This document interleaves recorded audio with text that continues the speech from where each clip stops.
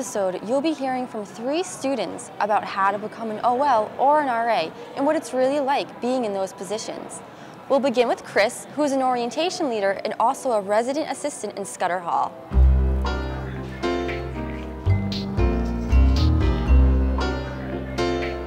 Hi Chris, how are you today? I am good, how are you, Tara? Good, thanks. Welcome to Hawk Talk. So today's show is about how to become an OL or an RA, but first I was hoping we could get to know you a little bit better. So what year are you in and what's your major? I am a junior. I'm studying digital media programming and management. Oh wow, did you always know that's what you wanted to study? No, I originally came in as an English major. During orientation, my group was all English students, creative writing, etc. And then I think somewhere during my first year, I kind of realized that I liked communications, and I especially like digital media. I always found that really fascinating, and I grew up around computers. So all of a sudden I was like, wow, I think I might actually want to do that. I am currently a junior, and I just got into the Metal BFA program. What do you like about that program so far? So far, I love how challenging it is and being surrounded by such creative people. Did you always know you wanted to be in that major? No, I didn't. I was always a visual arts major with the intent of going into a BFA, but I didn't know which one I wanted to go for until last semester when I took basic metal. I am a junior, and I'm a sociology major with a double minor in communication and visual arts. Oh, okay. Did you always know you wanted to be a sociology major? It was in my head when I was in high school. I took an intro to sociology class my senior year, and when I came here, I declared it my sophomore year. Okay. So actually, what made you decide to come to New Paltz? It's kind of an interesting story, actually. I didn't know what New Paltz was until I think late in my junior year. I had never heard of it before, because upstate, especially like in Syracuse, we have Geneseo, Portland, Buffalo, Albany, etc. Yeah, like all of these other SUNY schools, or people go to private schools.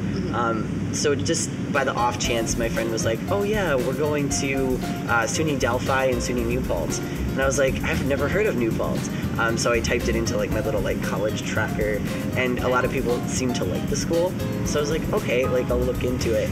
And me and my neighbor actually came down, and I just fell in love with it. When I came to open house, I already applied for 4 other schools, and when I came here, I came to open house and I saw everything, and I was gonna go up to another school that same day, and after going here, I was like, we can go home now, and I'm done.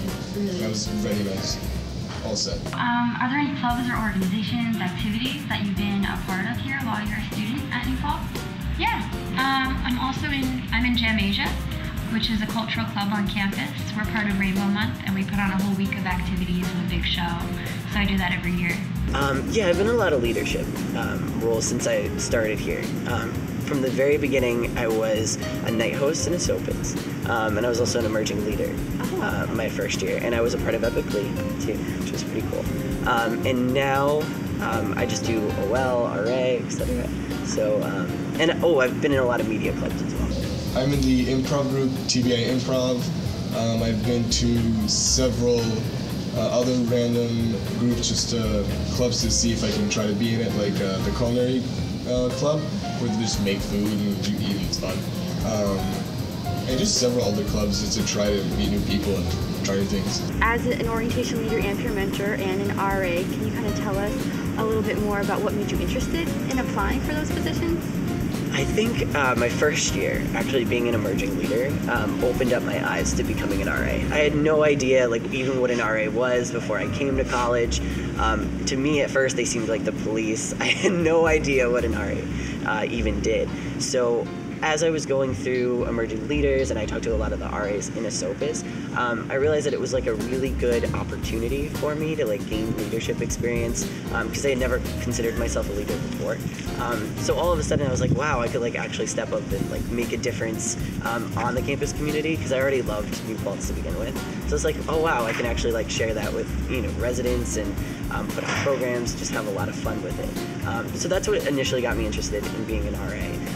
Being an OL, I was actually inspired a lot by my CDA last year, Jasmine Shovelin, who was an orientation leader.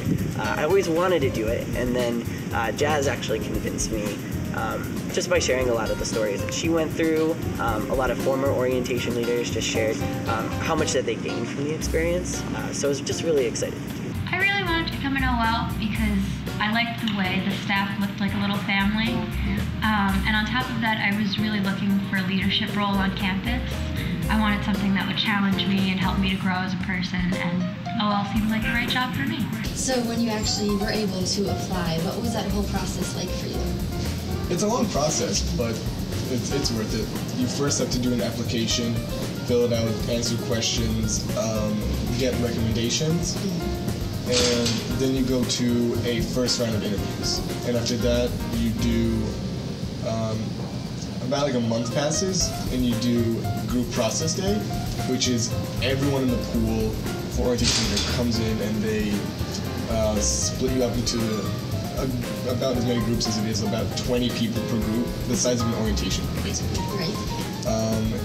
And in those groups, they have you do things to answer questions and see how well you work with things. And then they cut it down to 20 people or so, and then you have a final round of interviews, and then you find out. It's like nerve-wracking, but it's so exciting. Group process day was definitely nerve-wracking, but you get through it and you just have to be yourself.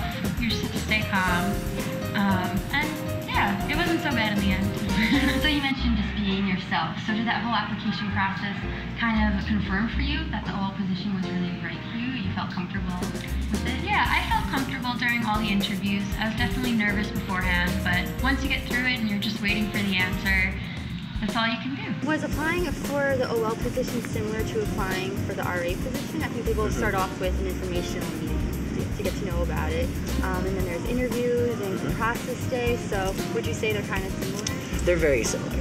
Yeah, I would say I couldn't even pick which one was more intense. They are, intense processes to go through, but it's very rewarding, especially when you make it on to the next round and you're just really excited because there could actually be a possibility. Right. So the whole application process for both, did it really confirm for you that those positions were right for you? Yeah, you kind of had to make sure this is something that you really wanted. What is it really like being an OL and a peer mentor? Being an OL was the best job I can have. It was so much fun. The summer is the main chunk of the job, and that's a lot of fun.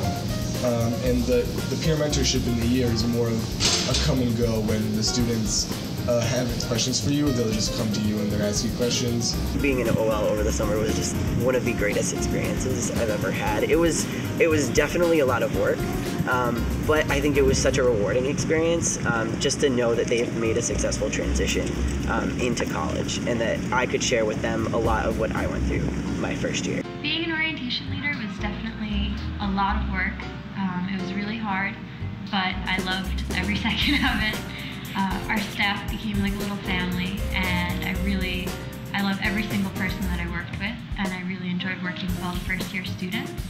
They were a lot of fun to get to know and to work with and to continue working with throughout the year. What is it like being right there? In Scudder, it's just a good time. Yeah. I've always loved being in Scudder. I think I just fell in love with my staff last year, and we just really became a family, and that's carried over to this year a lot. And I just love knowing that I have a bunch of people who always have my back. So it sounds like for both positions you have a support system. Mm-hmm. Yeah, you kind of make a family with every staff that you're put on, and you know that you can always go to them if you need something. Right, they're always there for you. Mm-hmm. So it's also like a mix between a bonding experience and also now you're a resource for those students too. Yeah, I find that a lot of the time they use me as a middleman. They'll kind of ask me questions about how to get somewhere or who they need to talk to figure things out, and I'm always there to be able to tell them what they need to do or who they need to talk to. Lastly, do you have any advice for all those first-year students who are thinking about becoming an orientation leader and peer mentor or a resident assistant? I would say definitely do it. It is one of the most rewarding experiences that you could have. It is a lot of work, and you do have to go out of your way. It is outside of academics, but you learn so much real-world experience, I want to say, and you just learn a lot more about yourself, too. Go for it. Honestly, if you want to do it. Don't hesitate. Unless you have a serious reason not to do it, and you want to do it, then do it. My biggest piece of advice would be to get involved. Honestly, I think that's one of the biggest parts of being an orientation leader is being involved involved in the campus and being an active member of the student body. Because if you're not involved, I mean, you won't be able to share your experiences. So that's probably, I think, the most important thing to do. I'd like to thank Roy, Chris, and Jeannie for sharing their experiences about becoming an OL and an RA and what it's really like having those positions. And next semester, in February of 2014, we'll be having an event called a Student Leadership Meet and Greet, where you will have a chance to speak with other student leaders about their experiences too. So I really hope this episode has you thinking about becoming an orientation leader peer mentor, and I hope to see you in the application process during the spring.